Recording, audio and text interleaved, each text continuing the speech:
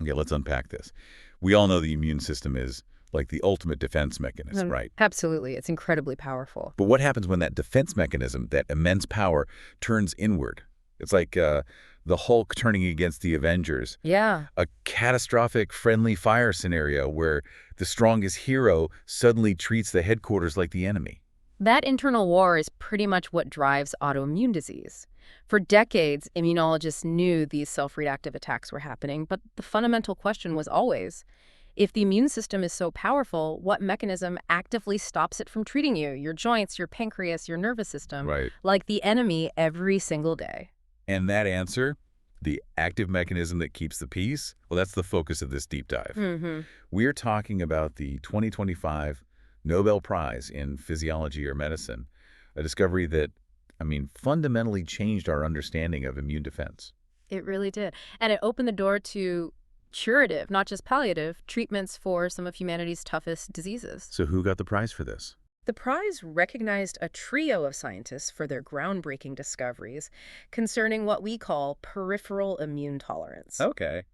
Those laureates are Mary E. Brunkow of the Institute for Systems Biology in Seattle, Fred Ramsdell of Sonoma Biotherapeutics, and Shimon Sakaguchi of Osaka University in Japan. Wow, quite the group. Yeah. Their collective work proved that the immune system doesn't just passively avoid attacking itself, it employs active cellular suppression. So it's not just a screening process at the border, like you said. It's more like an elite internal security force operating right there in your tissues, keeping an eye on things constantly. Exactly. Continuous surveillance. And we're going to dive into how this revelation basically moved medicine from just managing symptoms to actually engineering cures. It's a huge shift. So previously, the main theory on how the body avoided self-attack, it centered on central tolerance, right? That's right. Picture this, maybe, as the immune system's basic training camp, located in the thymus gland. Good analogy. Yeah, the thymus. This is where most self-reactive T cells, the potential rogues, you could say, were identified and destroyed before they were ever released into the bloodstream.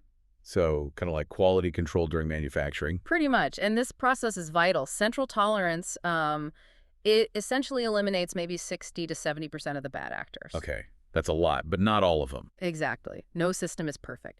So those remaining self-reactive lymphocytes, the ones who slip through, they escape into the body, and they're fully capable of causing massive autoimmune problems. And the old thinking was, what? They just kind of died off on their own. The scientific establishment mostly believed that these escapees were dealt with through passive deletion or maybe became inactive. There wasn't thought to be an active police force. But Professor Shimon Sakaguchi, he swam against that conventional wisdom back in the mid-90s. He did. He had this idea, this theory, that there must be an active backup system operating out in the tissues, what we now call peripheral tolerance. So what exactly did he find that, proved everyone else wrong? Well, in 1995, Sakaguchi identified a previously unknown subset of immune cells. He had found the immune system's security guards. Ah, okay, the active force. Yes, these are the regulatory T cells, or Tregs. His initial, really crucial experiments showed that if you removed or disabled these Tregs in mice, well, the animals instantly developed severe systemic autoimmune conditions. Instantly? Wow. Yeah, affecting multiple vital organs, the thyroid, the pancreas, the gut. It was dramatic. So he established that this security force exists and it's absolutely essential for survival. Correct. But, finding the cell is one thing. Finding the molecular instruction manual that dictates how that cell actually works is another challenge altogether. Absolutely. And that's where Mary E. Brunkow and Fred Ramsdell come into the picture. Right, so they tackled the how. Exactly. The next piece of the puzzle was molecular. In 2001, Brunkow and Ramsdell were investigating autoimmunity in specific mouse models, and they identified a specific gene mutation. They named it FOXP3. FOXP3. Okay. Forkhead box P3. That's the one. They realized pretty quickly this was the key molecular switch. And what immediately proved the human relevance of FOXP3. How did they know it mattered in us, not just mice? Well, they rapidly discovered that the human equivalent of this gene caused a truly devastating condition called IPEX syndrome. IPEX, right. Immune dysregulation, polyendocrinopathy, enteropathy, X-linked. It's awful. It is a severe systemic autoimmune syndrome in children, previously fatal, leading to things like early onset diabetes and catastrophic inflammatory bowel disease. That's incredibly powerful data. I mean, a single point mutation in just this one gene leads to a complete systemic immune collapse. Exactly. That tells you FOXP3 isn't just some minor player. It's like the conductor of the entire immune tolerance orchestra. That's a great way to put it. Precisely. And then, in 2003, Sakaguchi's group delivered the final connection. They proved that the FOXP3 gene controls the development and the function of Tregs. Ah, linking the gene directly to the cell's job. Yes. FOXP3 acts as the master transcription factor. Think of a transcription factor as like the master key that turns on the whole factory. Okay. When FOXP3 is active, it converts a regular, potentially aggressive T cell into an immunosuppressive, peacekeeping regulatory T cell. It's the ultimate molecular blueprint for the immune system's internal police force. So that sequence, finding the cell, then the gene, then proving the link, Yeah. that's what earned the Nobel. That's the core discovery, yes. And it completely shifted our view of immune regulation. It went from being like a simple binary on-off switch to something much more like a precise, actively maintained dynamic balance. Like a thermostat, maybe. Yeah, thermostat's a good analogy. And to maintain that balance, those Tregs, those security guards, they are anything but subtle. They have an incredibly sophisticated toolkit. Oh, Kit, I like that. Yeah, designed to not just to, delete bad cells, but to actively shut down an attack wherever it occurs in the body. So what's in this toolkit? How do they actually manage to suppress an aggressive immune cell response? What are the tools? They have three primary, often overlapping mechanisms.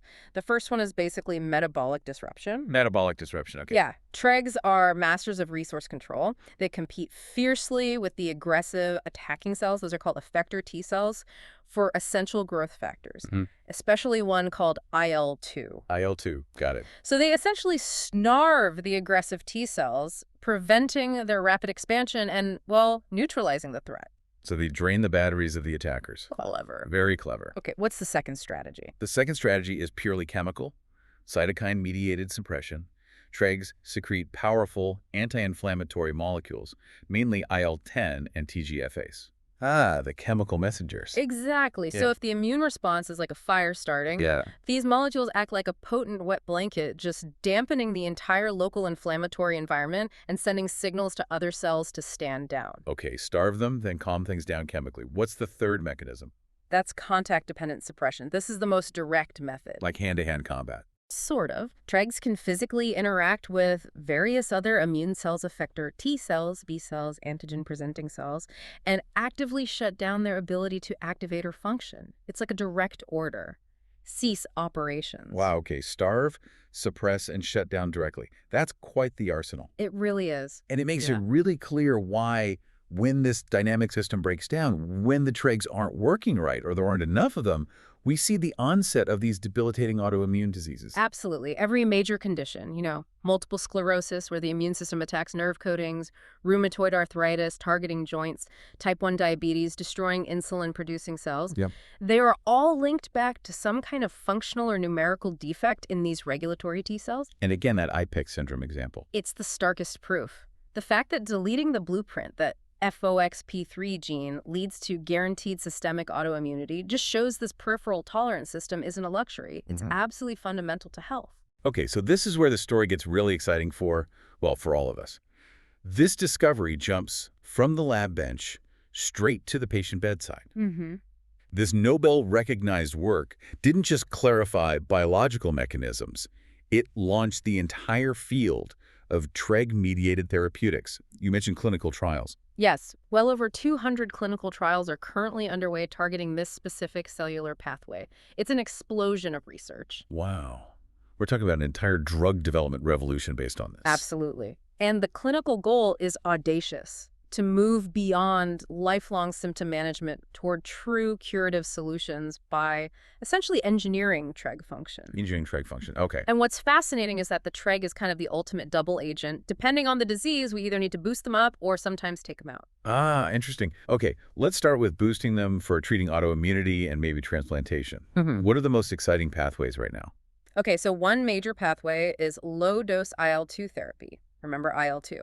That essential growth factor Tregs compete for. Right, the one they starve the other cells of. Exactly. Now, if you just administer IL-2 generally, you risk boosting all T cells, including the aggressive ones, which could actually worsen autoimmunity. Okay, that sounds bad. It could be. But here's the required nuance. Tregs have a much, much higher affinity receptor for IL-2 than the aggressive effector T cells. Wait. So the Tregs are just better at grabbing the IL-2, like they have a better fishing net? Exactly. That's a perfect analogy. They have a superior molecular fishing net. Okay. So by using low strategic doses of IL-2, researchers found they can selectively expand the Treg population in vivo. Inside the patient? Inside the patient, yes, without triggering the destructive T cells as much. And this is already showing therapeutic benefit in trials for conditions like type 1 diabetes and lupus. That's really smart. Yeah. Using their own biology against the disease. What's the second pathway? You mentioned something that sounded like science fiction. Yes, adoptive Treg cell therapy. Okay. It is remarkably targeted. This involves taking a patient's own Tregs, their autologous cells. So your own cells. Your own cells? Yes. Expanding them massively in a lab until you have billions, literally billions, and then infusing them back into the patient. Wow. This has shown safety and efficacy in treating conditions like Crohn's disease and multiple sclerosis. And the early results are particularly exciting in type 1 diabetes, where these infused Tregs seem to help preserve whatever remaining insulin-producing beta cells the patient has left. Incredible potential there.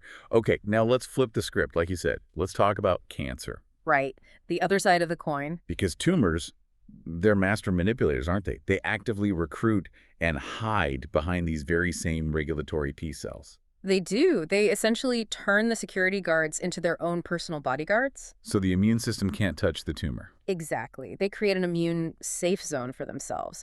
So for cancer treatment, sometimes we actually need to take the bodyguards out, temporarily at least. So that requires Treg depletion strategies. That's right. For aggressive solid tumors, sometimes you need to neutralize that security detail around the cancer. Clinical trials are showing enhanced anti-tumor responses when you combine existing treatments, like checkpoint inhibitors, with Treg-depleting agents. Mogamulizumab is one example being tested. Okay, but hold on a second. If Tregs are the essential police force stopping friendly fire throughout the body, and we start taking them out, even near a tumor, how do we prevent unleashing the Hulk everywhere else? How do we stop systemic autoimmunity from flaring up as a side effect? That is the critical million-dollar question, and it's why the newest research is so focused on precision. Precision, okay. I don't want to deplete Tregs everywhere. That would be dangerous. We want to selectively target the Tregs that have specifically infiltrated the tumor, the ones actively protecting the cancer, while leaving the healthy peripheral Tregs, the ones doing their normal job, alone. That sounds like surgical targeting, but for the immune system. Really specific. It is. Researchers are developing incredibly smart approaches. For instance, using CCR8 targeted antibodies. CCR8. Yeah, CCR8 is a receptor that happens to be expressed much more highly by the Tregs inside the tumor compared to Tregs elsewhere. Like a zip code just for tumor Tregs. Pretty much. It makes it a perfect molecular homing beacon. And studies targeting these specific subsets, these CCR8 positive Tregs, have demonstrated they can lead to almost complete tumor remission in models with minimal systemic autoimmune side effects. That's the holy grail right there, specificity. It really is. Okay, finally, we absolutely have to talk about organ transplantation. Because this discovery offers a path away from decades of needing lifelong systemic immunosuppression. Which comes with enormous risks, yeah. Huge risks, infection, other cancers. Exactly. The traditional approach requires these broad immunosuppressive drugs that basically turn down the entire immune system. Right. The discovery that Treg infusion can actively promote graft tolerance is monumental. Graft tolerance meaning the body learns to accept the new organ. Precisely. Teaching the immune system to accept it rather than just carpet bombing the whole system with drugs. For example, the Tracker trial, and get this data point, showed 100% 3-year transplant survival using Treg therapy alongside standard care. 100%. That's incredible. It's incredibly promising. And Treg levels themselves are also being looked at as prognostic indicators for transplant success. So the combined impact of the work by Brunkow, Ramsdell, and Sakaguchi is it's truly staggering. They didn't just tell us what the problem was, they gave us the actual mechanical instructions to start fixing it. That's a good summary. They provided the blueprint. So let's try and wrap this up. What does this all mean for you listening right now? Let's distill the core impact of this Nobel-recognized work into maybe 3 key takeaways. Okay. I think first, the most significant conceptual shift. Immune tolerance is active police work. We learn the body relies on these specialized cellular security guards, the Tregs, and this whole system of peripheral tolerance to actively stop self-attack. It makes immune balance a dynamic, complex, high-stakes negotiation. It's far more sophisticated than just, deleting harmful cells at the start. Right. It's constant management. Oh. Okay, takeaway number 2. Number 2, FOXP3 is the master control. The discovery of the FOXP3 gene provides the molecular blueprint, that central switch determining whether you have a functioning immune-tolerant system or potentially a life-threatening autoimmune condition like IPEX syndrome. Yeah. And that link gives us genetic leverage for both diagnosis and, importantly, for designing targeted treatments. Got it. Active police, master control gene. What's the third big takeaway? And third, I'd say we are entering the era of precision immunology. This work allows scientists to rationally design therapies. We can either boost Tregs when we need to suppress immunity. Like in transplants or autoimmunity. Exactly. Or we can temporarily and crucially precisely deplete them when we need to enhance immunity. Like fighting cancer. Right.